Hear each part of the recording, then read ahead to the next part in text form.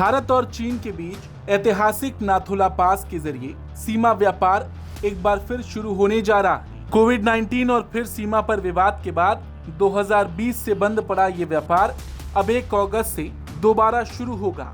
करीब 6 सालों के लंबे अंतराल के बाद इस कदम से न केवल दोनों देशों के बीच सीमावर्ती व्यापार को नई गति मिलने की उम्मीद है, बल्कि सिक्किम के उन सैकड़ों व्यापारियों और स्थानीय लोगों को भी राहत मिलेगी जिनकी आजीविका इस मार्ग से जुड़ी रही है। नाथुला पास पूर्वी सिक्किम में भारत चीन सीमा पर स्थित है और ये लंबे समय से दोनों देशों के बीच व्यापार का एक बड़ा केंद्र रहा है। साल 1962 के भारत चीन युद्ध के बाद ये मार्ग कई दशकों तक बंद रहा था। बाद में 6 जुलाई 2006 को इसे फिर से खोला गया था, जिससे दोनों देशों के बीच आर्थिक सहयोग बढ़ाने और सीमावर्ती क्षेत्रों के विकास की उम्मीद जगी।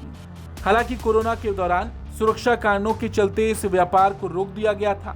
अब 6 साल बाद इसकी वापसी को भारत चीन संबंधों में सकारात्मक संकेत माना जा रहा है। आपको बता दें, नाथुला पास के जरिए होने वाला व्यापार पूरे साल नहीं चलता, बल्कि मौसम और भौगोलिक परिस्थितियों को देखते हुए ये मार्ग हर साल मई से नवंबर तक लगभग 6 महीने के लिए ही आधिकारिक रूप से खुला रहता है। इस बार इसके फिर से शुरू होने से सिक्किम के करीब 600 पंजीकृत व्यापारियों को सीधा लाभ मिलने की संभावना है, जो लंबे समय से इस मार्ग के दोबारा शुरू होने का इंतजार कर रहे थे। अब यहाँ पर एक सवाल कि आखिरकार नाथुला पास भारत और चीन के लिए इतना महत्वपूर्ण क्यों है। आपको बता दें, नाथुला पास समुद्र तल से लगभग 14,000 फीट की ऊंचाई पर स्थित है और ये प्राचीन सिल्क रूट की एक महत्वपूर्ण शाखा रहा है। सिल्क रूट कोई एक सड़क नहीं थी, बल्कि एशिया, मध्य पूर्व और यूरोप को जोड़ने वाले अनेक व्यापारिक मार्गों का एक विशाल नेटवर्क था। इन रस्तों के जरिए केवल वस्तुओं का ही नहीं, बल्कि संस्कृति, ज्ञान, तकनीक और विचारों का भी आदान प्रदान होता था। सिक्किम का सिल्क रूट तिब्बत की राजधानी लासा से निकलने वाले पुराने व्यापारिक मार्ग का हिस्सा माना जाता है। ये चुंबी घाटी और नाथुला दर्रे से होकर पश्चिम बंगाल के प्राचीन बंदरगाह ताम्रलिप्ति, जिसे आज तामलुक के नाम से जाना जाता है, वहां तक पहुंचता था। यहाँ से समुद्री मार्ग के जरिए श्रीलंका, बाली, जावा और सुदूर पूर्व के अन्य क्षेत्रों तक व्यापार किया जाता था और यही कारण है कि नाथुला को इतिहास और व्यापार दोनों नजरिए से बेहद महत्वपूर्ण माना जाता है। अब सबसे बड़ी बात, नाथुला मार्ग से होने वाला व्यापार भारत और चीन के बीच हुए विशेष समझौते के तहत तय वस्तुओं तक ही सीमित रहता है। चीन की ओर से तिब्बत क्षेत्र से कच्चा रेशम, ऊन, याक के बाल और मिट्टी के बर्तन जैसे उत्पाद भारत भेजे जाते हैं।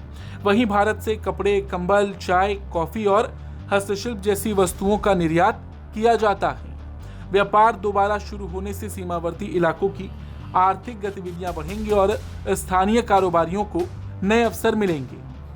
वहीं भारत सरकार भी नाथुला क्षेत्र तक बेहतर संपर्क उपलब्ध कराने के लिए तेजी से बुनियादी ढांचे का विकास कर रही है। शिवोक रंगपो रेलवे लाइन का निर्माण अंतिम चरण में है और भविष्य में इसे गैंगटॉक होते हुए नाथुला तक बढ़ाने की योजना पर काम चल रहा है। इसके अलावा गैंगटॉक नाथुला रेल लाइन के लिए अंतिम लोकेशन सर्वे भी शुरू किया जा चुका है।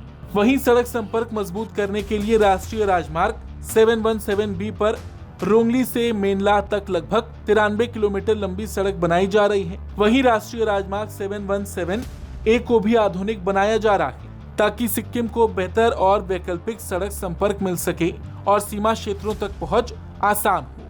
हाल के सालों में भारत और चीन के बीच रिश्तों में धीरे धीरे सुधार के संकेत दिखाई दिए हैं। साल 2025 में नाथुला मार्ग से कैलाश मानसरोवर यात्रा दोबारा शुरू हुई थी। ऐसे में अब सीमा व्यापार की बहाली को दोनों देशों के बीच विश्वास बढ़ाने और आर्थिक सहयोग को मजबूत करने की दिशा में एक बड़ा कदम माना जा रहा है। हालांकि सीमा विवाद अभी पूरी तरह समाप्त नहीं हुआ, लेकिन नाथुला के जरिए व्यापार फिर से शुरू होना दोनों देशों के संबंधों में सकारात्मक बदलाव का संकेत माना जा रहा है। Bureau report, Bharat.